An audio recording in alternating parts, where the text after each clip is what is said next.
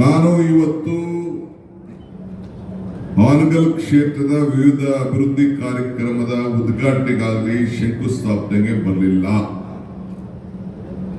ನಾವು ಮುಖ್ಯಮಂತ್ರಿಗಳು ಬಂದಿರೋದು ಈ ಜಿಲ್ಲೆಯ ಮಹಾಜನತೆ ಕೊಟ್ಟಂತ ಶಕ್ತಿ ಮತ್ತು ಹಾನಗಲ್ ಕ್ಷೇತ್ರದ ಮಹಾಜನತೆ ಕೊಟ್ಟಂತ ಶಕ್ತಿಗೆ ನಿಮ್ಮ ಋಣವನ್ನ ತೀರಿಸಬೇಕು ಅಂತ ಹೇಳಿ ಬಂದಿದ್ದೇವೆ.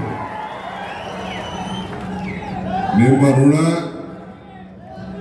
ಇರೋ ಸ್ವಲ್ಪ ನಿಮ್ಮ ಋಣ ತೀರಿಸಬೇಕು ಅಂತ ಹೇಳಿ ಬಂದಿದ್ದೇವೆ.